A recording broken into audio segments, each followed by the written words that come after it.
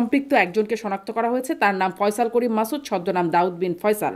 তিনি ছাত্রলীগ সহ সভাপতি। এবং আমরা এমনও দেখেছি যে মানুষ তাদের ব্যক্তিগত পকেটের টাকা তাকে দিচ্ছে, কেউ 500 টাকা, কেউ 1000 টাকা, এভাবে তাকে দিয়ে তাকে বলছে যে তোমার মতো একটা ফেস আমাদের রাজনীতিতে উঠে আসুক। তো এগুলো কিন্তু খুব ইন্সপায়ারিং। আমি মনে শেখ হাসিনা তার একটা অডিও যে ফাঁস হলো বা তারা যে ফাঁস করলেন, অডিওতে তিনি কি বলছিলেন? তো তারা তো বলছিলেন যে আমরা এরকম চরম প্রতিশোধ নেব, এবং তিনি বলছিলেন যে আগে করে দেখাও। হাদির নিজের সমর্থকরাও যখন মির্জা আব্বাস তাকে দেখতে গেলেন তখন তারাও মানে তাকে সরাসরি ভুয়া ভুয়া স্লোগান দিয়ে বলছেন গুলি আপনি করিয়েছেন বা বিএনপির যদি হেডমলা কোনো নেতা থেকে থাকে ঢাকা শহরে, সেটা কিন্তু মির্জা আব্বাস। সেটা সেই রকম একটা ব্যক্তি যখন এরকম একটা তরুণ একটা বাচ্চা ছেলে বলা চলে তার তুলনায় অনেকেই, আপনি বলছিলেন সন্তান সময়, এরকম একটা ছেলে যখন তাকে চ্যালেঞ্জ করে তখন তো মানে বিষয়টা আতে ঘা লাগার মতোই না। তার মতো একজন ব্যক্তি আমি মনে করি না যে হাদির মতো একজন তার সন্তান সম একজনকে তিনি হত্যা করতে লোক পাঠাবেন, এটা আমি বিশ্বাস করি না। আজকে হাদির এই বিষয়টাকে কেন্দ্র করে সবচেয়ে বেশি রাজনৈতিকভাবে কিন্তু ক্ষতিগ্রস্ত হবেন মির্জা আব্বাস, এটা সকলেই জানেন। তিনি কোনো ক্লিয়ারেন্স পান নাই, এবং আমার হিসাবে বলে যে তার এখন 25 তারিখে আসার মতো সিচুয়েশন নেই। কিন্তু তিনি দেখেছেন যে রাজনীতি ক্রমেই তার হাতের বাইরে চলে যাচ্ছে। আপনার কি বলে যে ক্লিয়ারেন্স আসলে কাদের কাছ থেকে পাওয়ার কথা ছিল? বা ডিপ স্টেটের খেলা তো বাংলাদেশে আমরা সেই 11 থেকে দেখে আসছি। তো আপনার কি মনে হয় যে সেই খেলা হঠাৎ রাতারাতি বন্ধ হয়ে গেছে? ফুয়াদও বারবার ডিপ স্টেটের কথা বলেন, মানে কে বা কারা এই ডিপ স্টেট? এই ডিপ স্টেট আপনি জানেন এটা শক্তিশালী আমাদের মানে পার্শ্ববর্তী আমাদের দেশ বলতে পারেন আপনি, বা আরো কিছু দেশ রয়েছে। সেখানে আমি আপনাকেও দেখলাম যে আপনিও তার কার সাথে বিবাহ বহির্ভূত বা পরকীয়া সম্পর্ক, যমুনা টিভির ঊর্ধ্বতন কর্মকর্তা, মানে এটি আসলে চরিত্র হনন না? এই নিকোলদেরকে কিন্তু আমরা আওয়ামী লীগের দুঃশাসনের সময় সেভাবে কিন্তু এভাবে প্রতিবাদ করতে দেখিনি। তখন যখন বিএনপি চেয়ারপারসনকে নিয়ে যখন মানে বাজে মন্তব্য করা হতো, কিন্তু এখন দেখা যাচ্ছে যে তার ওই মুজিব প্রেমটা তার মাঝে উদ্দেশ্য করে কখনোই কিন্তু আমি কোনো নেতিবাচক মন্তব্য করিনি বা একটা ফেসবুকে একটা পোস্টও করিনি, কারণ আমি মনে করি যে তারও এই দেশে রাজনীতি করার অধিকার রয়েছে। নট অনলি বিকজ তিনি জুলাইয়ের একজন অন্যতম স্টেক হোল্ডার, সেজন্য নয়। আমি মনে করি যে প্রত্যেকেরই যার যার রাজনীতি করার অধিকার এই দেশে রয়েছে। তো সেজন্য তিনি যে সাহসিকতার সাথে রাজনীতি করছেন, ঢাকা ৮-এর মতো একটা অত্যন্ত মানে গুরুত্বপূর্ণ একটা সংসদীয় আসন থেকে তিনি স্বতন্ত্র মানে দাঁড়াবার যে একটা সাহস করেছেন, এবং তাকে আমরা দেখছি যে অনেকেই তাকে একসেপ্টও করেছেন। এবং আমরা এমনও দেখেছি যে মানুষ তাদের ব্যক্তিগত পকেটের টাকা তাকে দিচ্ছে, কেউ 500 টাকা, কেউ 1000 টাকা, এভাবে তাকে দিয়ে তাকে বলছে যে তোমার মতো একটা ফেস আমাদের রাজনীতিতে উঠে আসুক। তো এগুলো কিন্তু খুব ইন্সপায়ারিং। আমি মনে করি যে এটা দেখে আমাদের বোঝা উচিত যে রাজনীতিতে কিন্তু আমাদের অনেক ধরনের পরিবর্তনের মাঝে এটা এক ধরনের পরিবর্তন, এবং ইতিবাচক পরিবর্তন বলে আমি মনে করি। তো সেজন্য আমি মনে করি যে প্রত্যেকেরই তার নিজ নিজ রাজনীতি করার অধিকার রয়েছে। ওসমান হাদিরও তার রাজনীতি করার অধিকার রয়েছে, বা অতি ডানপন্থার রাজনীতি যেটা তিনি করেন, যেটা আমি হয়তো ব্যক্তিগত পছন্দ করি না, কিন্তু তারপরে আমি মনে করি তাকে তার যে পলিটিক্যাল স্পেস সেটা তাকে দিতে হবে। তো এখন এই যে তাকে মুখ বন্ধ করে দেওয়ার যে একটা প্রচেষ্টা আমরা দেখতে পারলাম, তো এটা অবশ্যই মনে করি যেটার পেছনে একটা গভীর ষড়যন্ত্র বা হীন উদ্দেশ্য রয়েছে। সেই ষড়যন্ত্র উদ্দেশ্য নিয়ে আপনার পর্যালোচনা বা আপনার সমীকরণ মেলানোর একটা চেষ্টা আছে কিনা সেটা জানতে চাইবো। তবে আপনি কি, আমি যেটা প্রশ্নটা করছিলাম, কারণ এটা আমি মাত্রই দেখলাম জুলকারনাইন স্যারের সেই পোস্টটা, মানে দুটো আপনিও নিশ্চয়ই দেখেছেন, খেয়াল করছেন যেহেতু, আপনার কি মনে হয় বা আপনি কি বুঝতে পারছেন ওই দুজন ব্যক্তি এক কিনা? যার কথা আসলে মোস্তফা সরওয়ার ফারুকী যেই সিসিটিভির ফুটেজ দিচ্ছেন আর জুলকারনাইন স্যার যার কথা বলছেন, আপনি কি খেয়াল করেছেন বিষয়টা? আসলে সিসিটিভির ফুটেজ দেখে আসলে আপনি কিন্তু ওই অর্থে মানে চেহারা যে একদম পুরোপুরি মিলেছে বা মিলবে, এটা আসলে সিসিটিভি দেখে কিন্তু বোঝার মতো আসলে অবস্থা নেই। কারণ ওইটার রেজুলেশনের ক্ষেত্রে আপনি জানেন যে ওরকম রেজুলেশন পাওয়া যায় না যেটা আপনি একদম পিন পয়েন্ট করে নিশ্চিতভাবে বলতে পারবেন যে এটাই সেই ব্যক্তি। কিন্তু তারপরেও আমি অনুসন্ধানী সাংবাদিক হিসেবে জুলকারনাইন স্যার সামি, আমি তাকে অত্যন্ত শ্রদ্ধা করি, রেসপেক্ট করি, এবং আমি কখনোই মনে করি না যে তিনি আন্দাজে ঢিল ছোড়ার মতো মানুষ। তো সেজন্য আমি মনে করি যে তিনি যখন একদম স্পেসিফিক্যালি তিনি বলেছেন যে এই ব্যক্তি ফয়সাল করিম মাসুদ তিনি জাহাঙ্গীর কবির নানক এবং আসাদুজ্জামান খান কামালের একজন কর্মী, তো আমি মনে করি যে জুলকারনাইন স্যার সামি এটা জেনে বুঝেই তিনি লিখেছেন। এবং এটাও আমরা জানতে পেরেছি যে এই ব্যক্তি একজন সাবেক ছাত্রলীগের সহসভাপতি এবং ঢাকা মহানগর উত্তর এবং আদাবর ছাত্রলীগের তিনি সাবেক সভাপতি। তো আমি কিন্তু এই ঘটনাটা ঘটার পর থেকেই কিন্তু আমি ব্যক্তিগতভাবে যখন আমাকে বলা হচ্ছিল যে আমার ধারণা কি, আমি কিন্তু তখন থেকে বলছিলাম যে আমার ধারণা এখানে অবশ্যই আওয়ামী লীগের বা পতিত স্বৈরাচারের লোকজনই জড়িত। কিন্তু দেখা যাচ্ছে কি যে আমাদের এই জুলাইয়ের শক্তিটাই এখন এত বিভক্ত হয়ে গিয়েছে যে আমরা দেখলাম যে অত্যন্ত হতাশাজনক ভাবে যে এই ঘটনার পর থেকে জামায়াতে ইসলামী বলেন বা সাদিক কায়েম বলেন, তারা কিন্তু দেখা যাচ্ছে যে এখানে মির্জা আব্বাসকে জড়িত করে তারা নানা ধরনের ইঙ্গিতপূর্ণ বক্তব্য রাখা শুরু করে দিলেন। তো এই যে একটা ব্যাপার, আবার দেখতে পাচ্ছি যে জাতীয়তাবাদী চেতনারও যারা রয়েছেন তারা আবার দেখা যাচ্ছে এখানে বলছেন যে সাদিক কায়েম জড়িত থাকতে পারে বা এখানে জামাত করতে পারে। তো এই যে নিজেদের মধ্যে যেটা পরস্পর কাদা ছড়াছড়ি, এর ফলে আমি মনে করি যে বেনিফিটেড কিন্তু আলটিমেটলি হচ্ছে ঘটনাটি মানে স্ট্রংলি আমরা মনে করি যারা ঘটিয়েছে, তাতে আওয়ামী লীগ বা পতিত স্বৈরাচার, তারা কিন্তু এগুলো এটা দেখে কি কিন্তু কাদা ভারত থেকে ছোড়াছুড়ি বসে না? বসে মানে তারা আপনারা হাসছে। তো এটাও নিশ্চিত না যে পতিত স্বৈরাচার, মানে এটাও কি কাদা ছোড়াছুড়ি হবে না? যে আগেই যদি বলে দেওয়া হয় যে মানে সব নন্দ ঘোষের মতো সব যদি না, মানে আমরা তো দুদিন আগেই দেখলাম যে শেখ হাসিনা তার একটা অডিও যে ফাঁস হলো বা তারা যে ফাঁস করলেন, হুম, অডিওতে তিনি কি বলছিলেন? তো তারা তো বলছিলেন যে আমরা এরকম চরম প্রতিশোধ নেব, এবং তিনি বলছিলেন যে আগে করে দেখাও, তারপরে তারপরে দেখা যাবে। তো আর আমরা তো এ পর্যন্ত তো শেখ হাসিনার যে অনেকগুলো এনটিএমসির যে কল রেকর্ড গুলো ডিস্ট্রয় করে দেওয়া হয়েছিল, সেগুলো তো উদ্ধার করা হয়েছে। তো হুম, সেগুলো তো আমরা দেখেছি তো, যে ফজলুর তাপসের সাথে শেখ হাসিনার কথোপকথন, বা আপনি দেখেছেন যে আম, এই পররাষ্ট্র উপদেষ্টা যিনি ছিলেন হাসান মাহমুদ, তার সাথে তার যে কথোপকথন, সেখান থেকে স্পষ্ট ইঙ্গিত রয়েছে যে তিনি জুলাইয়ের সময় কতটা হুম। অমানবিকতা তিনি দেখিয়েছিলেন। তো সেই অমানবিকতা যে তিনি এখনো দেখাবেন না, সেটা তো মনে না করার কোনো কারণ নেই। হুম। তো আবার সেজন্য আবার আমি এই মনে জুলাই করি যে যোদ্ধারাও তো মানে ওসমান হাদির মতো ব্যক্তিরা তারাও তো তাদের বক্তব্যে এমন সব কথা বলেছেন, মানে এতটা আক্রমণ, একজনকে ছিঁড়ে ফেলো ধরে ফেলো, মানে এরকম নানান রকম সহিংস টাইপের বক্তব্য তো তারাও দিয়েছেন। তার মানে কি, মানে বক্তব্য থেকে কি একটা ধারণা, স্পষ্ট ধারণা পাওয়া যায়, বা সেটার উপরে মানে বেস করে বললে সেটি কি আন্দাজ ভিত্তিক হয়ে যায় না? এখন ওই যে পলিটিক্যাল রেটরিক যেটা, এটা তো আমাদের অনেক পুরনো কালচার, এবং আমি তো মনে করি এই পলিটিক্যাল রেটরিকের ক্ষেত্রে সবচেয়ে অগ্রগামী ভূমিকা রেখেছিলেন ওই শেখ হাসিনা। কারণ আমার জীবনে আমার এখনো মনে আছে যে সবচেয়ে বড় পলিটিক্যাল রেটরিক আমার যেটা স্পষ্ট আমি শুনেছিলাম, সেটা হচ্ছে শেখ হাসিনা একবার তিনি লক্ষ্মীপুরে গিয়ে তিনি বলেছিলেন যে জয়নাল হাজারী, একটা লাশ পড়লে তুমি 10টা লাশ ফেলবে। হুম, তো ওর থেকে বড় পলিটিক্যাল রেটরিক তো আমি আর দেখিনি, যে তিনি প্রকাশ্যে একটা জনসভায় তিনি বলছেন যে জয়নাল হাজারী, এখানে একটা লাশ পড়লে তুমি 10টা লাশ ফেলবে। তো এ ধরনের মানে পলিটিক্যাল রেটরিকের ক্ষেত্রে তো শেখ হাসিনা অগ্রগামী ভূমিকা হুম, সবসময় রেখেছেন। তো সেজন্য আমি মনে করি যে এটা আমাদের একটা পলিটিক্যাল কালচার হয়ে গেছে, যদিও এই কালচারটাকে আমি সমর্থন করি না, এই হুম, কালচার থেকে আমাদের বের হয়ে আসা উচিত। তো এখন হাদিও আপনি জানেন অত্যন্ত তরুণ বয়সে, তো যেখানে তার পূর্বসূরীরা শেখ হাসিনার মতো পলিটিশিয়ান বা অন্যরা এ ধরনের পলিটিক্যাল রেটরিক ব্যবহার করেন, তো হাদির মতো যারা বয়সে তরুণ টকবগে, তারাও এই ধরনের অনেক কথা বলতেই পারেন। হুম, এবং আমি ব্যক্তিগতভাবে তো আপনাকে বললামই যে আমি অতি ডানপন্থার রাজনীতি যারা করেন, সেটাকে আমি কখনোই সমর্থন করি না। বা হাদিও যে ধরনের ভাষা বা আক্রমণাত্মক শব্দ ব্যবহার করে, এটাকে আমি সমর্থন করি না। কিন্তু তার মানে এই নয় যে তাকে এখন এজন্য পেছন থেকে এসে একটা বাইকে করে এসে, একটা হুম, স্পিডি একটা বাইক আর একটা স্লো একটা যে রিক্সা, অর্থাৎ কতটা দক্ষ একজন শুটার না হলে এটা সম্ভব, আপনি একটু কল্পনা করে দেখুন হুম, যে অত্যন্ত প্রফেশনাল একজন শুটারের পক্ষেই হুম। কিন্তু এটা সম্ভব, যেটা নিশ্চয়ই, হাদির উপরে করা হলো। নিশ্চয়ই। তাই আপাত দৃষ্টিতে তাই মনে হচ্ছে। খুব স্পিডি বাইকে কে আসছেন সিসিটিভি ফুটেজে সেটা স্পষ্ট না করা গেলেও ওই যে মোস্তফা সরোয়ার ফারুকী যেটি শেয়ার করছেন সেখানে দেখা যাচ্ছে যে মানে তার সাথে, মানে হাদির সাথে জনসংযোগেও যিনি ছিলেন তিনিই সেই স্পিডি বাইকে আছেন বলে ধারণা করা হচ্ছে। জনসংযোগে যিনি ছিলেন তার কিন্তু ছবি দেয়া আছে। সেই ছবিটাতে কিন্তু মোটামুটি তার চোখ এতটুকু পর্যন্ত অন্তত দেখা যাচ্ছে, তার পরিধেয় কাপড় দেখা যাচ্ছে। আর ওদিকে জুলকারনাইন সায়ের যার কথা বলছেন, এই দুজন ব্যক্তিকে কি আপনি মিলিয়ে দেখেছেন যে তারা কি একই ব্যক্তি কিনা, একই ব্যক্তির দিকে ইঙ্গিত হচ্ছে কিনা? জি, এগেইন আমি মনে করি যে এক্ষেত্রে আপনাকে দেখতে হবে যে কার মাধ্যমে এই তথ্যটা সর্বপ্রথম লিক হলো। এটা কিন্তু জাওয়াদ নির্ঝর, আমার বন্ধু, তিনি সর্বপ্রথম এই কথাটি লিক করেছেন। তো আমি জাওয়াদ নির্ঝর বা জুলকারনাইন সায়ের তাদের যে অনুসন্ধান, এটার উপরে আমি যথেষ্ট আস্থা রাখি, হুম, এবং আমি মনে করি না যে তারাও আন্দাজে ঢিল ছোড়ার মতো। হুম, তো সেজন্য আমি বিশ্বাস করি যে অবশ্যই তারা কনক্রিট কোনো একটা জায়গা থেকে নিশ্চয়ই এটা জানতে পেরেছেন বা উদ্ঘাটন করতে পেরেছেন বলেই কিন্তু ওই ছবিগুলো তারা পোস্ট হুম, করেছেন, বা এই এদের সম্পৃক্ততার বিষয়টা তারা উল্লেখ করছেন। তো হুম, আমি মনে করি যে হ্যাঁ, অবশ্যই ওই তাদের পোস্টের উপর ভিত্তি করে বা তারা যেটা ইন্ডিকেট করছেন সেটার উপর ভিত্তি করে যদি গোয়েন্দা সংস্থা আরো বিস্তারিত অনুসন্ধান চালায়, তাহলে কিন্তু এই বিষয়টা আরো সহজে তারা উদ্ঘাটন করতে পারবে বলে আমি মনে করি। জি। মানে তার মানে কি ওই ব্যক্তি হাদির সাথে জনসংযোগে ছিলেন? অফকোর্স আমরা তো তাই দেখতে পাচ্ছি। আর এখন আপনি জানেন যে আমাদের বাংলাদেশে কিন্তু এখন ওই ধরনের কোনো প্যান্ডেমিক নয় হুম, যে আপনাকে এখন মুখে মাস্ক পরে থাকতে হবে। হুম, হুম, তো সেই ব্যক্তির চলাফেরা বা গতিবিধি কিন্তু সন্দেহজনক, যে সে কেন ওইভাবে মাস্ক পরে আছে, অর্থাৎ নিজের আইডেন্টিটিটাকে সে সে কিন্তু মানে হাইড করতে চাচ্ছে। তো হুম। এটাও কিন্তু একটা সন্দেহের কারণ। জি, একদমই হাদির পাশে, মানে ছবিটিতে অন্তত দেখা যাচ্ছে একদমই হাদির পাশে দাঁড়িয়ে তিনি হাদির জি, সাথে। এবং এই ছবিটাকে কোনোভাবেই কিন্তু এআই জেনারেটেড ছবি বলে মনে হচ্ছে না। জি, সিসিটিভির ফুটেজ, এটা তো সিসিটিভির জি, ফুটেজ হিসেবে পাওয়া সেখান থেকে। হ্যাঁ। এবং সেখানে যে এই যে ছাত্রলীগ বা আওয়ামী লীগের সাথে তার সম্পৃক্ততার কথা বলা হচ্ছে, মানে আসলে তো শিবিরেরও অনেককে আগে দেখেছি যে তারাও ছাত্রলীগের, এমনকি যাদের কথা এখন বলা হচ্ছে আপনিও বলছিলেন তারাও মানে ছাত্রলীগের কমিটিতেই সদস্যভুক্ত ছিলেন। মানে বের করা কি খুব কঠিন হয়ে যাবে, নাকি এটা একটা মানে সহজেই সুযোগ বের করে ফেলা যাবে, যেটার মূল হোতা বা সুতাটা কে নাড়ছেন? আমি মনে করি যখন একটা অনুসন্ধান করা হবে, তখন কোনো কিছুকে কিন্তু রুল আউট করা ঠিক না, যে আমি একদম মানে ধরেই নিচ্ছে এটা পতিত স্বৈরাচার আওয়ামী লীগ করেছে, এখানে হুম, আর কেউ সম্পৃক্ত নেই।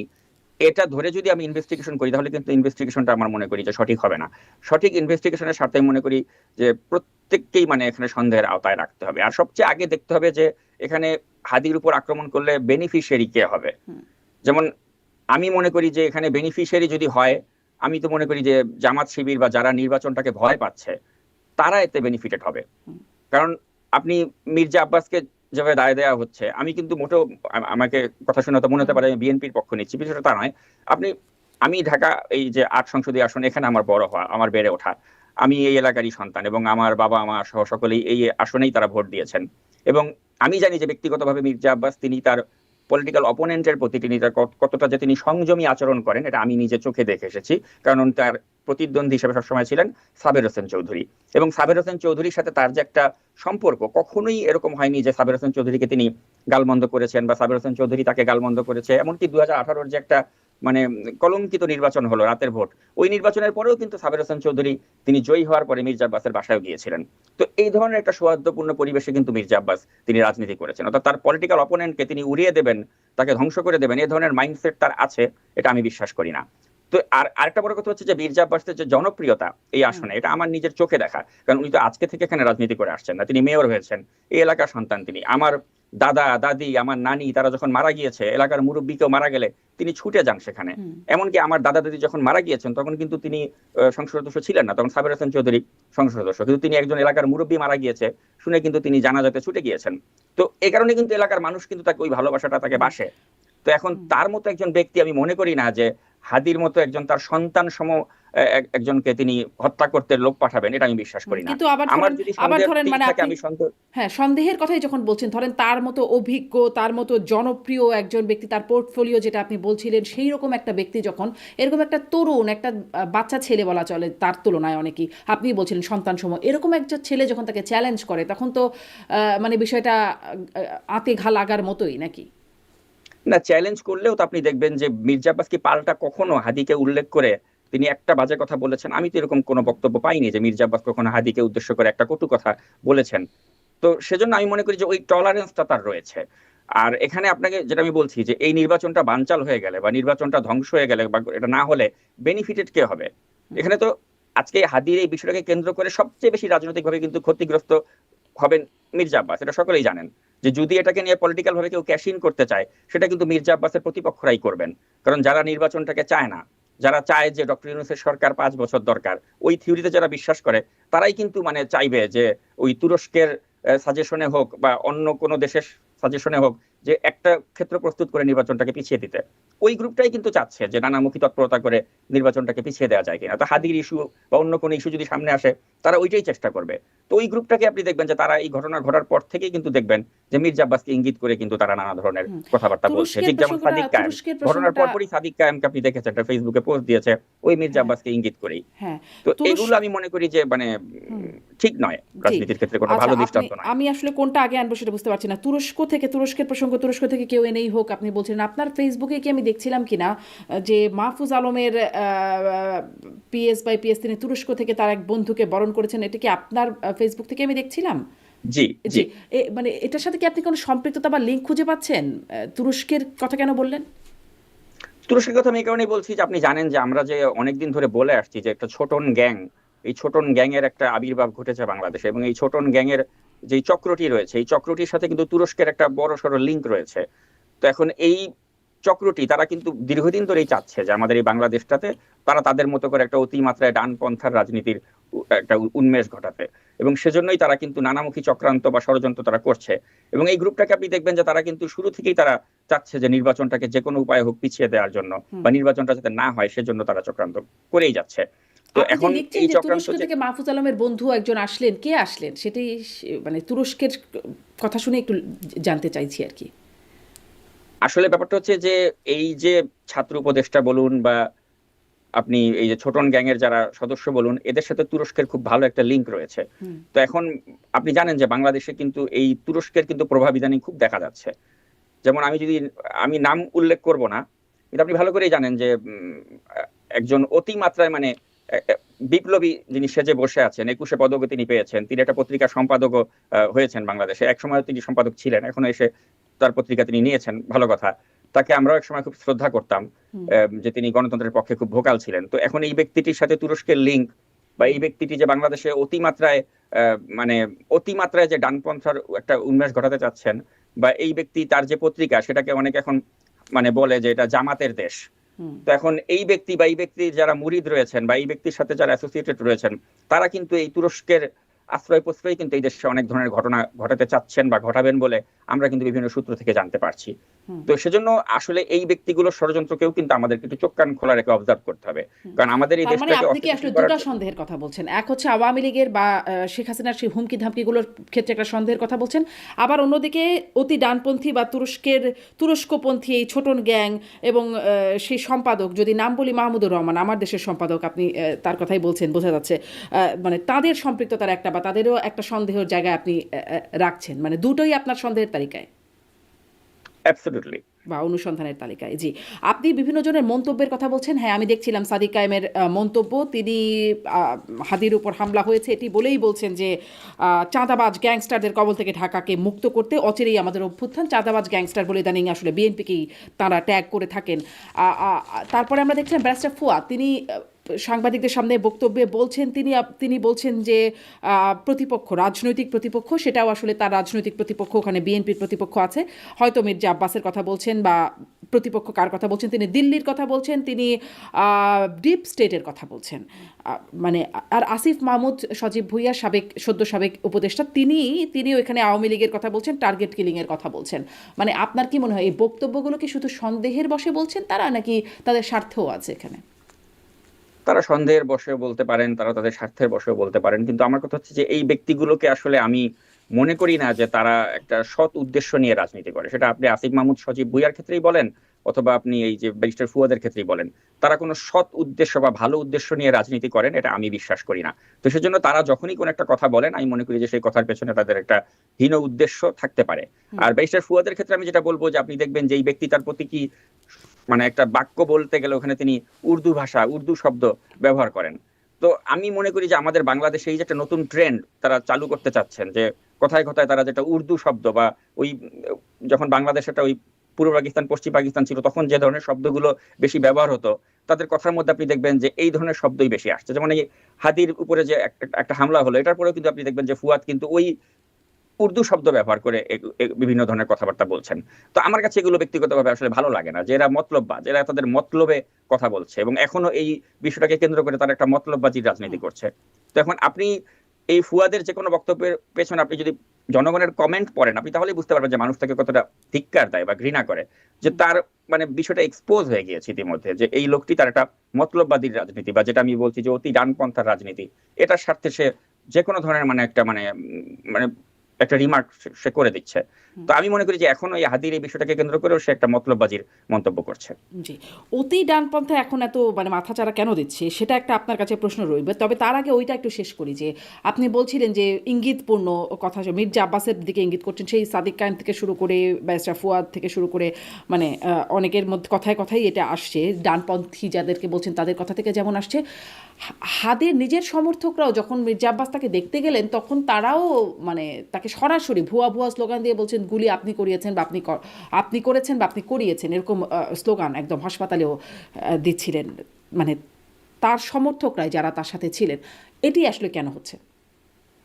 এটি খুবই সিম্পল। আপনি যদি দেখেন যে ঢাকা শহরে, আমি যদি ওই যে একটা শব্দ আছে না, হ্যাডম, হুম বিএনপির যদি হ্যাডমওয়ালা কোনো নেতা থেকে থাকে ঢাকা শহরে, সেটা কিন্তু মির্জা আব্বাস। সেটা আপনি স্বীকার করেন বা না করেন, মির্জা আব্বাস হচ্ছেন সেই ধরনের একজন নেতা যাকে ওই ডিবির যে কুখ্যাত হারুন, সে হারুনের মতো লোকও যখন মির্জা আব্বাস ডিবি অফিসে যেত, চেয়ার ছেড়ে উঠে বলতেন যে আব্বাস ভাই আপনি আমার চেয়ারে বসেন, হারুন তাকে চেয়ার ছেড়ে দিত।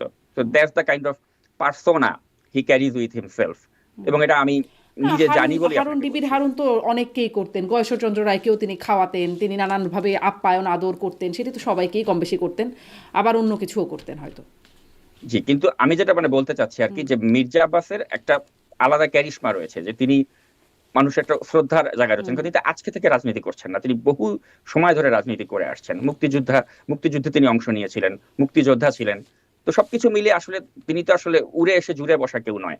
কিন্তু এখন তার ওই যে যেটা আমি বলি আব্দুল নূর তুষারের কথাটাই বলতে হয়, যে আব্দুল নূর তুষার বলেছেন না যে হাঁটুর মতো বয়সী ছেলেরা যখন বেয়াদবি করে, তো এখন এই হাঁটুর বয়সী ছেলেরা, মানে মির্জা আব্বাসের হাঁটুর বয়সী ছেলেপেলেরা এরা আজকে বেয়াদবি করছে। এখন আমাদের এই জুলাই আমাদের এই মানুষকে ওই অবাধ স্বাধীনতা দিয়েছে আর কি, যে এই জুলাইয়ের এই চেতনা আমাদেরকে এতটাই অবাধ স্বাধীনতা দিয়েছে যে এই বাচ্চা বয়সী ছেলেপেলেরা, হ্যাঁ তাদের কাছে আমরা চিরকৃতজ্ঞ যে একটা ফ্যাসিস্টকে তারা তাড়াতে ভূমিকা রেখেছিল, কিন্তু তারপরে তারা যে বেপরোয়া হয়ে গিয়েছে এবং তারা যে মুরব্বীদের সম্মান করছে না, বা তারা যে এখন এই মির্জা আব্বাসের মতো একজন নেতাকে সম্মান করছে না, জাস্ট বিকজ তাদেরকে এট এনি কস্ট ক্ষমতায় যেতে হবে, ক্ষমতার মজা তাদেরকে পেয়ে বসেছে, এবং তারা জানে যে সুষ্ঠু ভোটে হয়তো মির্জা আব্বাসের কাছে তারা টিকতে পারবে না।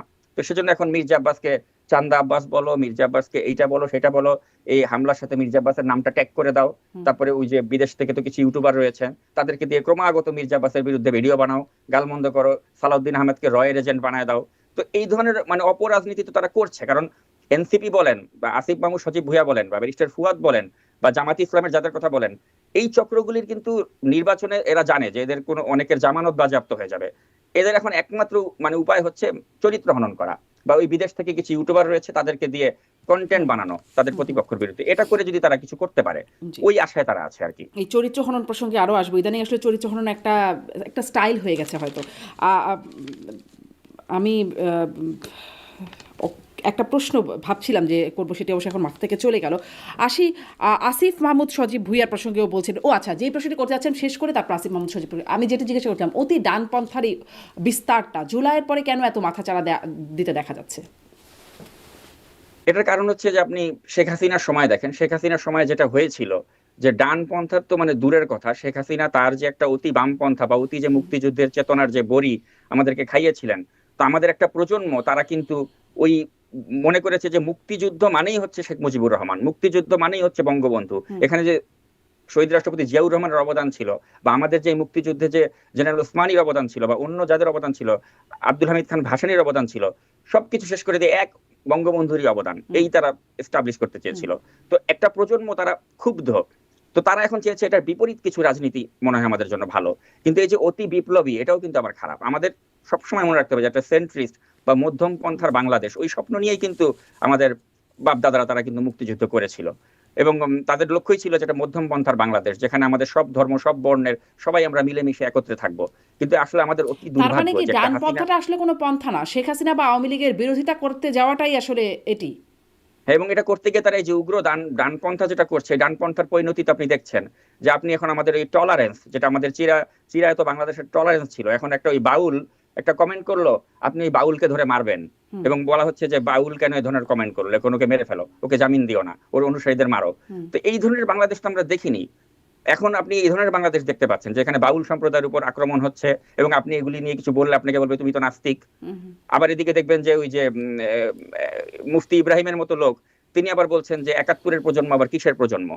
তো এখন মনে করেন এই যে বাউলদের উপর আক্রমণ, এটাও যেন আমি যেভাবে আমি নিন্দা করি, একইভাবে কিন্তু এট দ্য সেম টাইম আমাকে নিন্দা করতে হবে ইব্রাহিমের মতো এই লোকের এই ধরনের উদ্ভট মন্তব্য যে ৭১-এর প্রজন্ম নাকি সবচেয়ে নিকৃষ্ট ঘৃণিত প্রজন্ম।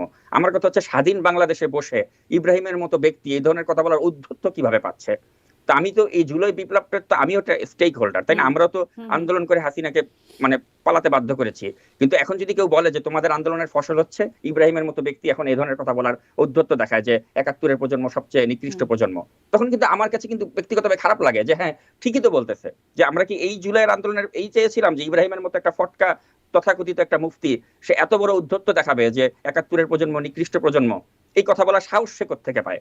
এই বিজয়ের মাসে আমি বলছি যে এটা লজ্জার বিষয় আমাদের জন্য, যে আমরা এই বাংলাদেশ চাই নাই। আমরা ওই বাংলাদেশ চেয়েছিলাম যে হাসিনার পতনের পরে যে আমরা সহনশীল হব, আমরা একটা মধ্যম পন্থার বাংলাদেশ চেয়েছিলাম যেখানে আমরা সব ধর্মের সব মতের সবার একটা সুন্দর একটা আমাদের অংশগ্রহণ থাকবে।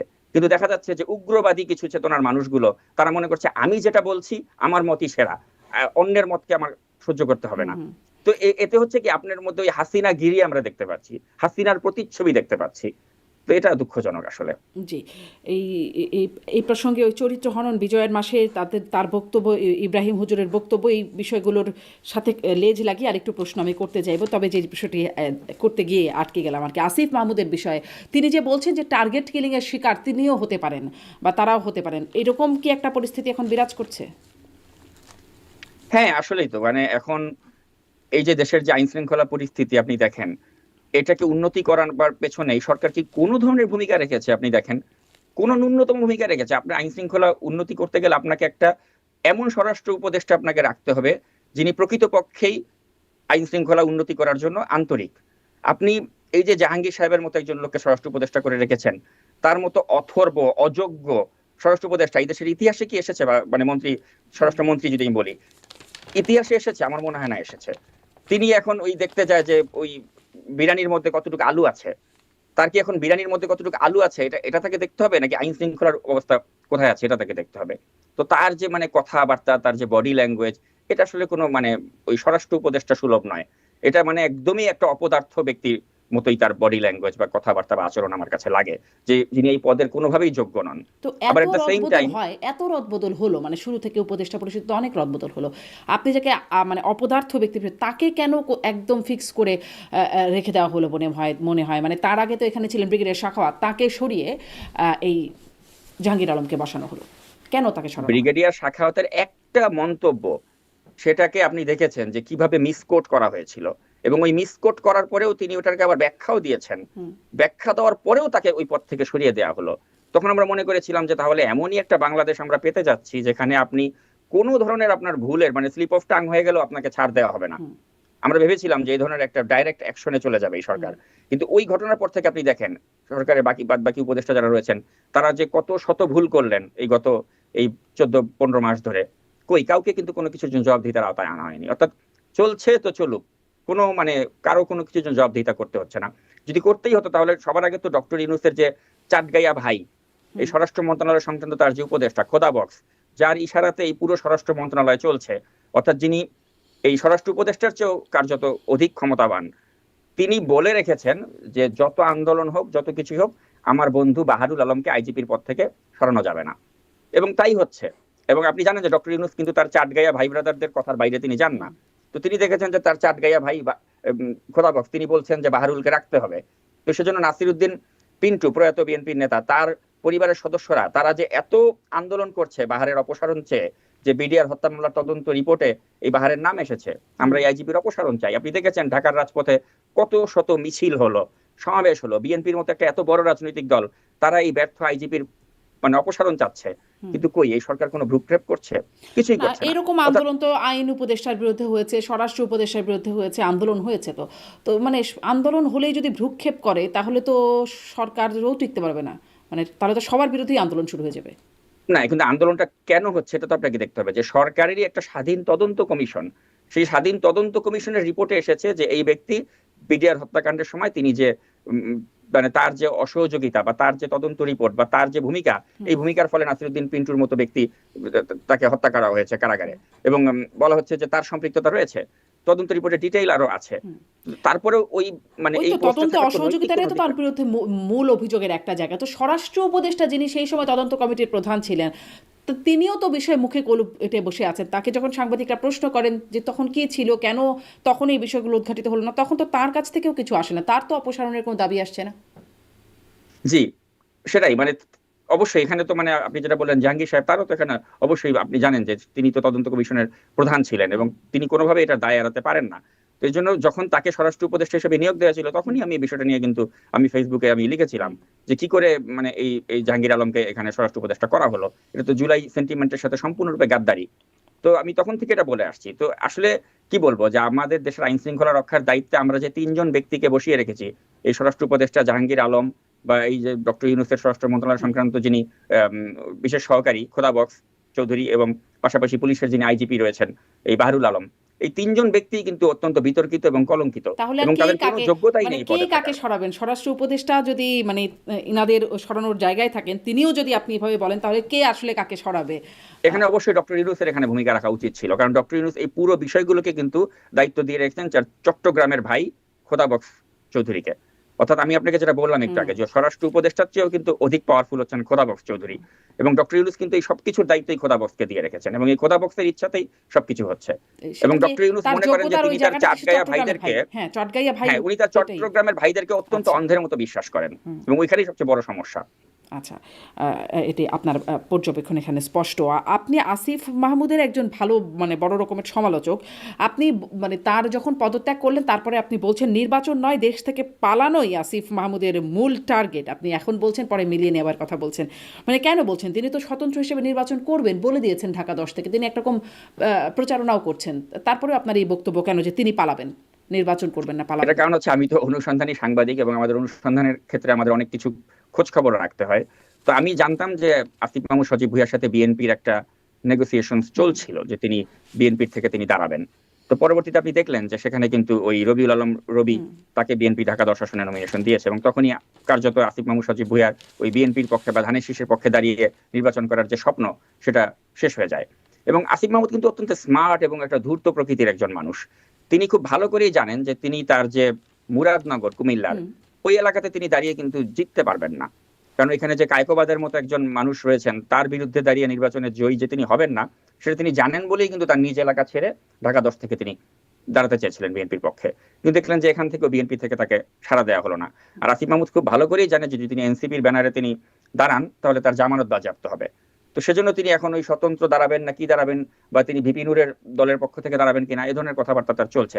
কিন্তু আলটিমেটলি তার কিন্তু এক পা কিন্তু পড়ে রয়েছে দুবাইতে। কারণ দুবাইতে ইতিমধ্যেই তিনি, আমি যেটা আমার সূত্র থেকে জানতে পেরেছি, দুবাইয়ের তিনি ভিলা ক্রয় করেছেন এবং শুধু তিনি একা নয়, তার যে পিও মাহফুজুল আলম ভুঁইয়া তিনিও একাধিক প্রপার্টি সেখানে ক্রয় করেছেন। এবং আমি একটা কথা কনফিডেন্সের সাথে বলতে পারি যে আপনারা যদি মাহফুজুল আলম ভুঁইয়াকে রিমান্ডে নেন উনি তরতর করে সব বলে দিবেন যে আসিফ মাহমুদ সজীব ভুঁইয়ার মানে দুর্নীতির আদ্যপান্ত যত কিছু রয়েছে। এবং সবচেয়ে দুঃখের বিষয় কি যে আমি তো অডিও ফাঁস করেছিলাম যে গাজীপুরের একজন প্রশাসক নিয়োগের ক্ষেত্রে তারা কিভাবে 20 কোটি টাকার লেনদেন এই মাহফুজুল আলম ভুঁইয়ার মাধ্যমে করেছিল। আপনার কি মনে হয় না যে ওই টাকার ভাগ আসিফ মাহমুদ সজীব ভুঁইয়ার কাছে গিয়েছে?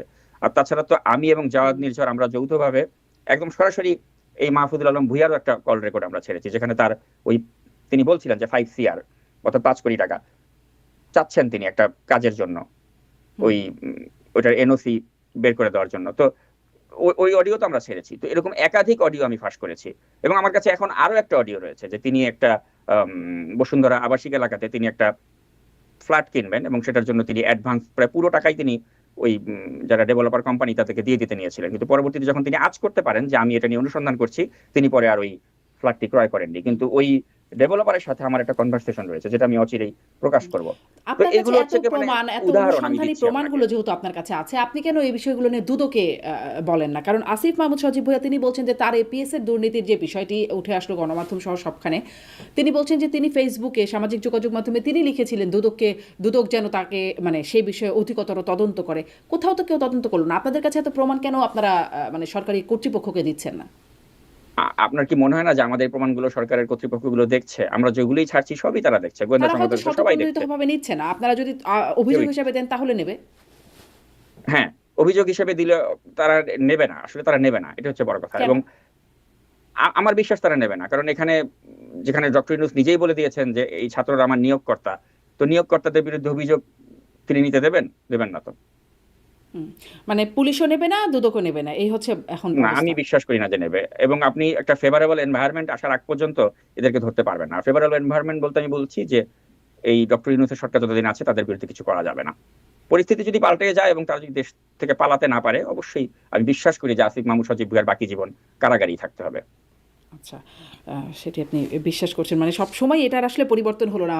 ফেভারেবল পরিস্থিতি যখন ক্ষমতায় থাকে তখন থাকবে, তারপরে ক্ষমতা চলে গেলে ফেভারেবল পরিস্থিতি শেষে। এখন যেমন আওয়ামী লীগকে ধরা হচ্ছে, এরপরে আসলে দেখা যাবে আসিফ মাহমুদকে ধরা হবে। মানে আপনার না, কথা বিষয়টা আসলে ওরকম না। বিষয়টা হচ্ছে আপনাকে দেখতে হবে যে আমি তো নাহিদ ইসলাম সম্পর্কে ভেবে বলছি না। নাহিদ ইসলাম তো তিনি তো তার যথেষ্ট, আমি মনে করি, সেলফ রেসপেক্ট আছে। সময় থাকতে তিনি চলে গিয়েছেন, তিনি ওই উপদেষ্টার পদটি আঁকড়ে ধরে থাকেননি। আসিফ মাহমুদ সজীব ভুঁইয়া শেষ ঘন্টা পর্যন্ত পদ ধরে রেখেছেন এবং তার যে ক্ষমতার লোভ বা মোহ বা তার যে কোনো কিছুকে পাত্তা না দেওয়ার যে প্রবণতা, এটা তো আমরা চোখের সামনে একের পর এক দেখেছি। চোখের সামনে তার অডাসিটি আমরা দেখেছি। তিনি ওয়েস্টিনে গিয়ে হাঁসের মাংস খান, তিনি মানে কোনো কিছুই তিনি কেয়ার করেন না। তার যে একটা মানে কেয়ারলেস অ্যাটিটিউড, এটা তো আমরা নাহিদ ইসলামের মধ্যে পাইনি। আমি তো জুলাইয়ের আরো আচ্ছা। যোদ্ধা তাদের আর মধ্যে কিন্তু এই মাহফুজ আলম ধরনের একটা। সম্পর্কে আপনাদের কোনো অনুসন্ধান? তিনিও একই সাথে পদত্যাগ করলেন, তফসিল ঘোষণার পরপর তার পদত্যাগপত্র কার্যকর হলো। মাহফুজুল আলম ভুঁইয়া আসলে তিনি একটু ওই যে মানে মানে আধ্যাত্মিক উপদেষ্টা লাইনের লোক মাহফুজ তো, মানে আলমের কথা বলছি। হ্যাঁ, হুম। হ্যাঁ, উপদেষ্টা মাহফুজ আলম তিনি তো ওই আধ্যাত্মিক লাইনের লোক, তো তিনি মাঝে মাঝে বেশ কিছু, আমি মনে করি যে ভালো স্টেটাস ফেসবুকে পোস্ট করেছেন, এবং যেগুলো থেকে আসলে তার যে একটা রাজনৈতিক সচেতনতা বা তার যে একটা দেশপ্রেম এগুলো ফুটে উঠেছে। তো ওই তার যে লেভেল অফ ম্যাচিউরিটি বা তার যে সেন্স, সেটাকে আমি অ্যাপ্রিসিয়েট করি, এবং সেটা far better than Asif Mahmud Sajib Bhuiyan. তো সেদিক থেকে আমি তাকে অবশ্যই আসিফ মাহমুদ সজীব ভুঁইয়ার থেকে এগিয়ে রাখবো। আর মাহফুজুল আলমকে তো আমি ওরকম দেখি নাই যে সে তার নিজ এলাকার জন্য এত কোটি টাকা বরাদ্দ দিয়েছে, দিয়ে সংবাদের শিরোনাম হয়েছে, যেটা আসিফ মাহমুদের ক্ষেত্রে হয়েছে। অর্থাৎ আপনি যদি দুর্নীতির ক্ষেত্রে যদি বলেন, আসিফ মাহমুদ সবাই রেকর্ডকে ভেঙে গেছে। ওই ধরনের অভিযোগ তো আমি মাহফুজুল আলমের বিরুদ্ধে পাই নাই। জি। মানে এই উপদেষ্টা মাহফুজের সাথে আপনি বলছিলেন যে তুরস্ক থেকে আসবেন, কোনো রকম ছোটন গ্যাং যে আপনি বলছিলেন তার সাথে কোনো সম্পৃক্ততা কি আছে নাকি, মানে তুরস্কের বন্ধু ওটা এমনি মানে অন্যরকম, ঠিক সম্পৃক্ততাহীন? তুরস্কের থেকে মানে একজন এসেছে এবং সেখানে তার এপিএস গিয়ে রিসিভ করেছে তাকে এয়ারপোর্টে, এতটুকু আমি জেনেছি। এরপরে যদি আরো এই ব্যাপারে বিস্তারিত আমি জানি, ওটা আপনাদেরকে আমি আচ্ছা জানাবো। আচ্ছা, তার মানে কিন্তু ওই পর্যন্ত এখন। তুরস্কের সাথে তার লিংক রয়েছে, এটা আমি বলতে পারি। হ্যাঁ, জি। আর একটা প্রসঙ্গে একটু যে আমরা একটু জানতে পারছি যে তারেক রহমান ফিরছেন 25শে ডিসেম্বর, মির্জা ফখরুল ইসলাম আলমগীর জানিয়ে দিয়েছেন সেটি আমাদের। এই প্রসঙ্গে মানে তারেক রহমানের সেই আলোচিত ফেসবুক পোস্ট যেখানে তিনি বলছেন যে তিনি দেশে আসতে চান, কিন্তু তার দেশে আসার সিদ্ধান্তটা একক নিয়ন্ত্রণাধীন নয় এবং যেটি স্পর্শকাতর বিষয় বটে। তো সেই নিয়ন্ত্রণটা যাদের হাতে বা যার হাতে, তাদের কাছ থেকে গ্রিন সিগন্যাল কি পেয়েছেন বলে মনে হয়? মানে এই ব্যাপারে কি আপনাদের কাছে কোনো তথ্য আছে? আমি মনে করি যে এখানে এই যে 25 তারিখে তিনি যে আসবেন, এই ডিসিশনটা তিনি তার আবেগ থেকে নিয়েছেন, বিবেক থেকে নেননি। আবেগ থেকে নিয়েছেন এ কারণে যে তিনি এখন প্রচন্ড ভাবে চাপে আছেন, বিশেষ করে যে স্ট্যাটাসটির কথা আপনি বললেন, হুম ওই হুম। ফেসবুক পোস্টের পরে তিনি প্রচন্ড সমালোচনার শিকার হচ্ছেন, এবং তিনি জানেন যে এই সমালোচনা থেকে বাঁচতে হলে তাকে অতি দ্রুত বাংলাদেশে আসতে হবে, এবং এট এনি কস্ট তাকে আসতে হবে, এবং সেক্ষেত্রে ঝুঁকি বা যাই থাকুক ওটা উপেক্ষা করেই তাকে আসতে হবে, এবং আমি মনে করি সেই ঝুঁকি মাথায় নিয়েই তিনি আসছেন। তাহলে অথবা যার আমি বা মনে করি না যাদের যে দেশে নিয়ন্ত্রণাধীন বিষয়টা, মানে তার যে একক নিয়ন্ত্রণাধীন না, এককতার বাইরেও যারা আছেন তাদের কাছ থেকে তিনি ক্লিয়ারেন্স পান নাই, তবুও তিনি আসছেন আবেগের কারণে, তাই আপনি মনে করেন? অ্যাবসলিউটলি তিনি কোনো ক্লিয়ারেন্স পান নাই, এবং আচ্ছা আমার হিসাবে বলে যে তার এখন 25 তারিখে আসার মতো সিচুয়েশন নেই। আচ্ছা। কিন্তু তিনি দেখেছেন যে রাজনীতি ক্রমেই তার হাতের বাইরে চলে যাচ্ছে, আপনার তার আপনার নিয়ন্ত্রণের হিসাব বাইরে কি চলে এটা যাচ্ছে। এরকম কিছু বলে যে ক্লিয়ারেন্স আসলে কাদের কাছ থেকে পাওয়ার কথা ছিল, বা কারা আসলে ক্লিয়ারেন্স ক্লিয়ারেন্স দেওয়ার বলতে জায়গা? আমরা যেটা সবসময় শুনি ডিপ স্টেট, হ্যাঁ হ্যাঁ। ডিপ স্টেট, এই ডিপ স্টেটের খেলা তো বাংলাদেশে আমরা সেই 11 থেকে দেখে আসছি। তো আপনার কি মনে হয় যে সেই খেলা হঠাৎ রাতারাতি বন্ধ হয়ে গেছে? ডিপ স্টেটে কে আছেন, বাংলাদেশটা কে হচ্ছে আছে ডিপ স্টেট? মানে বেস্ট ফুয়াদও বারবার ডিপ স্টেটের কথা বলেন, মানে কে বা কারা এই ডিপ স্টেটে? এই ডিপ স্টেট আপনি জানেন এটা শক্তিশালী আমাদের মানে মানে পার্শ্ববর্তী আমাদের দেশ বলতে পারেন আপনি, বা আরো কিছু দেশ রয়েছে, তাদের যে গোয়েন্দা সংস্থা রয়েছেন, তাদের যে ক্রিয়া বা কার্যকলাপ যে চলছে বাংলাদেশকে ঘিরে, সেটাকে আপনি বলতে পারেন যে ডিপ স্টেটের একটা খেলা। কারণ বাংলাদেশটাকে নিয়ে তো এখন অনেক দেশই খেলা করছে, হুম। এবং আপনি নিজে হয়তো জানেন যে বাংলাদেশে এখন এই মুহূর্তে যে পরিমাণে রয়ের সদস্য বলেন বা সিআই এর সদস্য বলেন, তাদের যে আনাগোনা বলেন, বা আপনি যে পিটার হাসকে নিয়ে যে আমরা বলি যে যেই ব্যক্তির রাষ্ট্রদূত থাকার মেয়াদ শেষ হয়ে গেছে, তার এখন চলে যাওয়ার কথা তার দেশে, কিন্তু সে দেখাচ্ছে যে আমি একটা ওই জ্বালানি কোম্পানির হুম। একটা কর্মকর্তা হিসেবে বাংলাদেশে থেকে যাই। এই থেকে যাওয়াটা কি কোনো ভালো লক্ষণ? মোটেও ভালো লক্ষণ না। সে গুপ্তচর হিসেবে এই দেশে আসে। তো এখন এই পিটার হাস বলেন, বা এই পিটার হাসের মতো সমগোত্রীয় লোকজন বলেন, বা ওই রয়্যাল লোকজন বলেন, এরা তো বাংলাদেশটাকে নিয়ে তো তাদের একটা খেলা, তো এটা অনেক আগে থেকেই খেলে আসছে। আগে যেমন আমরা একটা নাম শুনতাম রাজেশ কুমার অগ্নিহোত্রী, তো এখন এরকম রাজেশ কুমার অগ্নিহোত্রীর নাম আমরা শুনছি না, কিন্তু রাজেশ কুমার অগ্নিহোত্রী টাইপের লোকজন কিন্তু এখনো বাংলাদেশে রয়েছেন, এবং তারা বাংলাদেশটাকে নিয়ে নানা ধরনের ক্রিয়াকলাপ কিন্তু করতে চান। এবং ওই ক্রিয়াকলাপের অংশ হিসেবে আপনি দেখবেন যে নরেন্দ্র মোদী তিনি আবার তার টুইটারে পোস্ট করেন যে বেগম খালেদা জিয়ার শারীরিক অসুস্থতায় মানে তিনি মর্মাহত বা তার দ্রুত সুস্থতা কামনা করছেন। হুম। তো এগুলো শেখ সবই হাসিনাও ইঙ্গিত তার করে যে উদ্বেগ আসলে প্রকাশ করেছেন, তিনিও তার সুস্থতা কামনা করেছেন, উদ্বেগ প্রকাশ করেছেন। জি, তো এগুলো সবই আসলে ওই রাজনীতিরই মানে একটা খেলার মানে ফল, যে এখানে এই পার্শ্ববর্তী দেশ বলেন বা বড় বৃহৎ হুম শক্তিধর দেশ হুম। বলেন, তারা আসলে একটা অ্যাসুরেন্স চায়, তারা দেখতে চায় যে আমরা এমন লিডারশিপ আসুক যেটা তারা ক্ষতিগ্রস্ত হবে না। তো জি। এখন এখানে আমি মনে করি না যে তারেক রহমান কখনই তাদের সাথে ওই ধরনের একটা ওই আপোষ করে বাংলাদেশে তাকে আসতে হবে, যে আমি আপোষ করে আসবো, তাহলে আসলে পরেই কিন্তু আপনি দেখবেন যে জনগণের একটা অসন্তোষ তার প্রতি তৈরি হবে, যদি তিনি এমন কোনো কমিটমেন্ট তাদের কাছে করে আসেন যে পরবর্তী জনগণের কিন্তু অসন্তোষ হবে, যে তাহলে আপনি আমার দেশ বিক্রি করেই কি আসলেন, ওই সন্দেহ কিন্তু হুম। মানুষের মনে থেকে যাবে।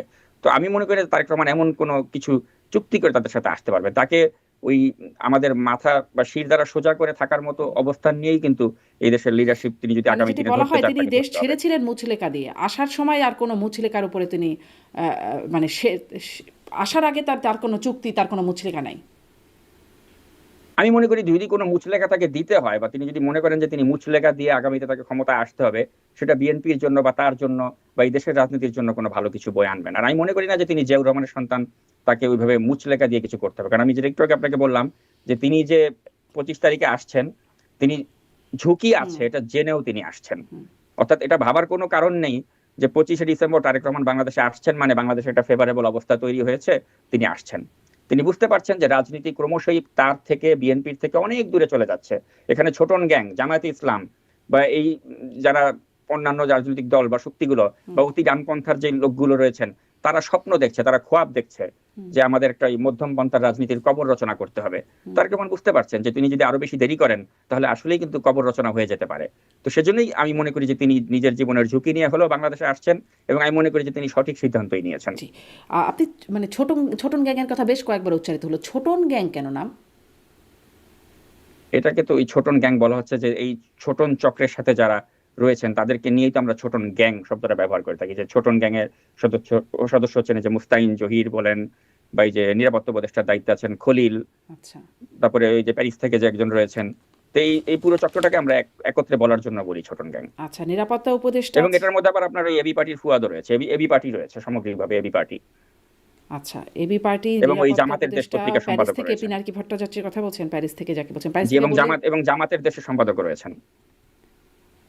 ও আচ্ছা, আমার দেশের সম্পাদক। আচ্ছা, এই হচ্ছে ছোটন গ্যাংয়ের সদস্য বলে আপনি বলছেন। যাই হোক, এবারে আসি একদম শেষের দিকে। আপনি বলছিলেন বিজয়ের মাসে যেই ইব্রাহিম হুজুরের সেই কথা, তার একটা নিন্দা প্রতিবাদ আপনি করছিলেন। মানে আমরা দেখছিলাম কদিন আগে যমুনা টিভির টক শো, সেখানে রোকসানা আঞ্জুমান নিকোল, যিনি সেখানে সঞ্চালক হিসেবে দায়িত্ব পালন করেন, তিনি একটা প্রতিবাদ করেছিলেন। তিনি বঙ্গবন্ধুকে বিশ্বাসঘাতক বলছেন ব্যারিস্টার শাহরিয়ার, জামাতের একজন নেতা। এর জন্য তিনি সেখানে প্রতিবাদ করছেন, যার কারণে সামাজিক যোগাযোগ মাধ্যমে অনেক কিছু তাকে বলা হয়েছে। আপনিও আপনার ফেসবুকে বলছিলেন যে সেটি আপনিও একরকম সমালোচনায় করেছেন। কিন্তু সেখানে আমি আপনাকেও দেখলাম যে আপনিও তার কার সাথে বিবাহ বহির্ভূত বা পরকীয়া সম্পর্ক, যমুনা টিভির ঊর্ধ্বতন কর্মকর্তা, মানে এটি আসলে চরিত্র হনন না? আপনি যে চরিত্র হননের রাজনীতির কথা বা সংস্কৃতির বিরোধিতা করছিলেন, এটি কি চরিত্র হনন না? না, আমি তো ওইভাবে চরিত্র হনন বলতে কি, এটা আমি যেটা আমার সেন্টিমেন্টে আঘাত করেছে কোন বিষয়টা, যে এই নিকোলদেরকে কিন্তু আমরা আওয়ামী লীগের দুঃশাসনের সময় সেভাবে কিন্তু এভাবে প্রতিবাদ করতে দেখিনি। তখন যখন বিএনপি চেয়ারপারসনকে নিয়ে যখন মানে বাজে মন্তব্য করা হতো, বা তখন যখন আমাদের মানে গণতন্ত্রকে কবর দিয়ে দেওয়া হতো, তখন তাকে এভাবে ভোকাল থাকতে দেখা যায়নি। কিন্তু এখন দেখা যাচ্ছে যে তার ওই মুজিব প্রেমটা তার মাঝে খুব জেগে উঠেছে, এবং তিনি বলছেন আপনি আমার অনুষ্ঠানে সেভাবে বলতে পারবেন না। কিন্তু মূল বিষয়টা হচ্ছে এখানে তার নামে তো অনুষ্ঠান নয়। আপনি যদি সিএনএন বা অন্যান্য আন্তর্জাতিক গণমাধ্যম দেখেন, সেখানে কিন্তু নিজস্ব উপস্থাপকের নামে অনুষ্ঠান হয়। এখানে কিন্তু বলা হচ্ছে না দ্য ফারজানা নিকোল শো। এটা একটা অনুষ্ঠান যেটা যে কেউই উপস্থাপনা করতে পারে, যমুনা টিভির অনুষ্ঠান। কিন্তু তিনি বলছেন আপনি আমার শোতে সেভাবে বলবেন না। অর্থাৎ তার যে অ্যাটিচিউডটা বা বডি ল্যাঙ্গুয়েজটা, বা তিনি যেভাবে কমান্ড নিয়ে বলেছেন অতিথির সাথে, ওটাকে আমি আমি মনে করি যে ঠিক হয়নি। এবং ওটার মধ্যে দিয়ে তার ওই ফ্যাসিবাদের প্রতি তার যে একটা সমর্থন বা জি, তার যে একটা সেটাই আপনি মানে সমালোচনা করতেই পারেন, তার স্টাইলের সমালোচনা করতে পারেন। কিন্তু ওই যে তার মানে তার ব্যক্তিগত যেই জায়গাটি, যেটা নিয়ে আসলে অনেক কথা হচ্ছে সামাজিক যোগাযোগ মাধ্যমে, এটা কি আসলে একটা উচিত কাজ? মানে আপনি নিজেও যেহেতু করেছেন বলে আপনার কাছে জিজ্ঞাসা করছি, এটি কি চরিত্র হনন না? যে তার সাথে কার পরকীয়া সম্পর্ক, কে কাকে কবে থাপ্পড় দিয়েছেন, মানে তার সাথে কি তার যেই সঞ্চালকের দায়িত্বে জায়গায় যেটির কথা আপনি এখন বলছেন, যেটি আপনি পছন্দ করছেন না, তার সাথে সেটার সম্পর্ক কি? না, এখন ওই যে যেই চরিত্র হননের কথা আপনি বলছেন, যে চরিত্র হনন যেভাবে করছে কিছু ব্যক্তি, সেটাকে আমি সবসময় কিন্তু আমি আমি সেটা নিন্দা করি। যে স্টাইলে যেভাবে কিছু হলে একজন নারীকে চরিত্র হনন করে দেওয়া, বা তার ওই ভিডিও ছেড়ে দেওয়া, বা ওইটা করে দেওয়া, ওইটা করে দেওয়া, বা অশ্লীল ভাষায় মানে একটা নারীকে যে মানে বাক্য মানে বিদ্ধ করা, ওগুলোকে, ওই কালচারটাকে আমি কখনোই একেবারে গাজীপুর পর্যন্ত এই বিস্তীর্ণ এলাকাতে 8 থেকে 15-16 বছর এই বয়সের যারা কিশোর রয়েছে, তারা যে অপরাধের সঙ্গে ব্যাপকভাবে জড়িত হয়ে পড়েছে, এই অপরাধ প্রবণতা আমাদের দেশে কখনো হয়নি। এবং কোনো একটা সমাজ ঠিক যখন এই কিশোরদের অপরাধের কবলে পড়ে, তখন সেখানে একটা ভয়ঙ্কর পরিবেশ পরিস্থিতি তৈরি হয়ে যায়। আপনি তাদেরকে ধরতে পারবেন না বয়সের কারণে, বিচারের আওতায় আনতে পারবেন না। আর এত ব্যাপক সংখ্যক লোকজনকে আপনি রিহ্যাবিলিটেশনের পর্যায়েও, পুনর্বাসনের পর্যায়ে নিতে পারবেন না। তাহলে সমাজ এখন কিন্তু টগবগিয়ে ফুটছে, এবং এটা ভাইরাসের মতো সারা বাংলাদেশে ছড়িয়ে পড়ছে এবং আরও পড়বে। শহর বন্দর, গ্রামে গঞ্জে, পাড়া মহল্লা থেকে শুরু করে প্রত্যন্ত এলাকাতে এই কিশোর গ্যাংয়ের দাপট। এটি তারেক রহমান সাহেবের জন্য একটা বিরাট ভয় আতঙ্ক এবং তার যারা প্রার্থী কর্মী তাদের সকলের জন্য ভয়ের কারণ রয়েছে। এর বাইরে ভারত সম্পর্কে সম্পর্কে তার একটা ভয় থাকবে, আওয়ামী লীগ সম্পর্কে তার একটা ভয় থাকবে এবং সাম্প্রতিক সময় জামাতকে নিয়ে তার ভয় আতঙ্ক শুরু হয়ে গেছে। এবং এটা তারেক রহমান সাহেবের জায়গায় যদি দুনিয়ার সবচেয়ে সাহসী মানুষটিকে বসিয়ে দিতেন তার অবস্থা একই রকম হতো। সবচেয়ে বড় ব্যাপার হলো তার যে দল, সেই দলের ভিতরে তার কোনো বিশ্বস্ত বন্ধু নেই।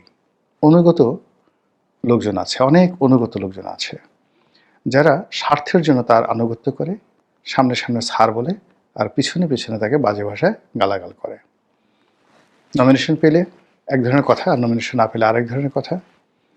এরপরে সবাই মানে যারা আছে এই দলের মধ্যে, এই দলের সঙ্গে তাদের সম্পর্ক, তারেক রহমান সাহেবের সাথে সম্পর্ক সবই কন্ডিশনাল। নিঃশর্ত সম্পর্কযুক্ত কোনো প্রভাবশালী লোক বিএনপিতে আমি দেখছি না যিনি কিনা মনে প্রাণে তারেক রহমান সাহেবের মঙ্গল কামনা করে তার জন্য জীবন দিতে প্রস্তুত। যেটা বেগম জিয়ার জন্য হয়েছে অতীতে, যেটা শেখ হাসিনার জন্য হয়েছে, বঙ্গবন্ধুর জন্য হয়েছে, জিয়াউর রহমান সাহেবের জন্য হয়েছে, এমনকি এরশাদের জন্য হয়েছে। তো এরকম আরবিতে যেটিকে বলা হামিম, সেই হামিম তারেক রহমান সাহেবের নেই, জিরো। এরপরে সাম্প্রতিক সময় আবার আরেকটি নতুন উৎপাত শুরু হয়েছে। সেই উৎপাত হলো যে বাংলাদেশে তুরস্কের যে গোয়েন্দা সংস্থা তাদের উপস্থিতি মারাত্মকভাবে ভয়ানকভাবে বেড়ে গেছে এবং স্বয়ং এরদোয়ান তিনি চাচ্ছেন এই মুহূর্তে এরদোয়ান সারা দুনিয়ার সবচেয়ে আলোচিত আয়রন ম্যান, স্ট্রং ম্যান।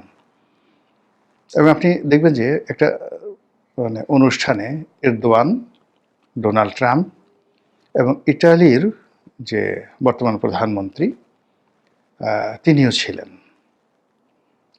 তো সেই সময়টাতে এরদোয়ান কতটা অ্যারোগান্ট, তিনি সেই ইতালির মহিলা প্রধানমন্ত্রী তাকে বললেন হ্যান্ডশেক করে যে তোমার সিগারেটটা ছেড়ে দেওয়া উচিত, তুমি যেভাবে সিগারেট খাচ্ছ এটা ভালো নয়, অনেকটা পিতৃসুলভ অ্যাটিটিউড নিয়ে। অন্যদিকে ইটালিতে এখন যিনি রয়েছেন প্রধানমন্ত্রী তাকে বলা হয় দ্বিতীয় মুসোলিনি। মুসোলিনির যে ফ্যাসিস্ট আইডিওলজি, সেই ফ্যাসিস্ট আইডিওলজিকে আবার নতুন করে তিনি সামনে এনেছেন এবং সামনে এনে তার অসাধারণ সুন্দর চেহারা, বাগ্মিতা, সাহস, শক্তি সব মিলিয়ে তিনি ইটালিকে একটা নতুন এরার মধ্যে নিয়ে গেছেন। তো সেই মহিলা প্রধানমন্ত্রীকে তিনি এরদোয়ান বললেন যে তুমি সিগারেট খেও না। এই গেল এরদোয়ানের অ্যারোগেন্সি। এরদোয়ানের সঙ্গে যখন ডোনাল্ড ট্রাম্পের হ্যান্ডশেক হলো, ডোনাল্ড ট্রাম্প তাকে পরিচয় করিয়ে দিলেন বা বললেন যে very nice man, very strong man. তো বোঝার চেষ্টা করেন যে আমেরিকার প্রেসিডেন্ট যাকে খুব স্ট্রং ম্যান বলেন তিনি যেন তেন স্ট্রং ম্যান না। তুরস্কের যারা লোক আছেন, অধিবাসী রয়েছেন, তারা হাড়ে হাড়ে টের পাচ্ছেন যে এরদোয়ান কাহাকে বলে, কত প্রকার কী কী। তিনি এক হাতে ইসরায়েলকে নিয়ে খেলেন, আর এক হাতে তুরস্ককে নিয়ে খেলেন। তিনি এক হাতে আমেরিকাকে নিয়ে খেলেন, অন্য হাতে রাশিয়াকে নিয়ে খেলেন এবং এভাবেই সুদীর্ঘকাল তিনি সেই ইস্তাম্বুলের মেয়র থেকে আজকের এই পর্যায়ে চলে এসেছেন। কাজেই তিনি যদি বাংলাদেশ সম্পর্কে কোনো সিদ্ধান্ত নিয়ে থাকেন, আমার বিশ্বাস ভেবেচিন্তে তিনি নিয়েছেন। বলা হয়ে থাকে যে তুরস্কের যে রাজনৈতিক দল একে পার্টি, এরদোয়ান একে পার্টি, এই পার্টির সঙ্গে বাংলাদেশের দুটো রাজনৈতিক দল জামাত ইসলামী এবং এবি পার্টি, এদের দীর্ঘদিন ধরে একটা সম্পর্ক আছে এবং বাংলাদেশের অনেক আইনজীবী, বুদ্ধিজীবী, সাহিত্যিক তারা গোপনে প্রকাশ্যে গত 20-25 বছর ধরে তারা কিন্তু এই তুরস্কে যাতায়াত করছে বিভিন্ন আমন্ত্রণে, বিভিন্ন ছিলাতে। এখন সুপ্রিম কোর্টের দুজন খুব বিখ্যাত লয়ার রয়েছে। একজন হলো ব্যারিস্টার রুহুল কুদ্দুস কাজল, একসময় সুপ্রিম কোর্ট আইনজীবী সমিতির সাধারণ সম্পাদক ছিলেন, আর এখন তিনি যে bar council, Bangladesh bar council, এটির এক্সিকিউটিভ কমিটির মেম্বার, অত্যন্ত প্রভাবশালী জনপ্রিয় আইনজীবী। আরেকজন অ্যাডভোকেট তাজুল, যিনি আইসিটি এই কোর্টের চিফ প্রসিকিউটর। এই দুজন আইনজীবী যখন তরুণ, একেবারে তরুণ, এবং তারা ফেমাস হননি, তারা আজকের দিনের মতো একেবারে ফেমাস হননি, কিন্তু তখন থেকে তারা কিন্তু নিয়মিত সেই তুরস্কে যাচ্ছেন তুরস্ক সরকারের নিমন্ত্রণে। আমি যেহেতু তারা এখন স্টার, এই দুজন উদাহরণ দিলাম। এভাবে বহু মানুষ তাদের আশ্রয়স্থল, একসময় যেমন মাহমুদুর রহমান, আমার দেশের মাহমুদুর রহমান, বহুদিন তিনি তুরস্কে ছিলেন। সেই সরকারের সাথে নিঃসন্দেহে তার একটা ভালো সম্পর্ক থাকাই স্বাভাবিক। আমি জাস্ট উদাহরণ হিসেবে বললাম। অন্যদিকে জামায়াত ইসলামীর যে সকল নেতৃবৃন্দকে শেখ হাসিনার জামানাতে ফাঁসিতে ঝুলানো হয়েছিল, তাদের ফাঁসি রোধ করার জন্য তুরস্কের পক্ষ থেকে বারবার চাপ প্রয়োগ করা হচ্ছিল, এবং ওই সময় এরদোয়ান সরাসরি বাংলাদেশের ব্যাপারে নাক গলিয়েছেন। তার স্ত্রী বাংলাদেশে এসেছিলেন এবং তিনি রোহিঙ্গা শিবির ভ্রমণ করেছিলেন। কাজেই যে রোহিঙ্গাদেরকে নিয়ে প্রায় 15 লক্ষ রোহিঙ্গা বাংলাদেশে রয়েছে, এটাকে নিয়ে ভারত খেলছে, চীন খেলছে, এটাকে নিয়ে তুরস্ক খেলছে, এবং এটাকে নিয়ে আমেরিকা খেলছে। এবং এখানে যে কোনো কারণই হোক না কেন, এরদোয়ানের যে পার্টি, তার যে আইডিওলজি, তার যে থিওলজি, ধর্মতত্ত্ব, ইখওয়ানে মুসলিমিন, এই থিওলজি, সেই থিওলজি পাকিস্তানে তাকি উসমানি, আপনার মিশরে মুসলিম ব্রাদারহুড, মুরসির আগে সৈয়দ কুতুব, এরপরে মরক্কো, সিরিয়া, ইয়েমেন, এখানে যে একটা বুদ্ধিবৃত্তিক যে চর্চা চলছে, যেটির হাব এখন তুরস্ক। আর সেই তুরস্কের এই আইডিওলজিটি, সেই পলিটিক্যাল থিওলজিটি, ধর্মতত্ত্বটি রাষ্ট্রে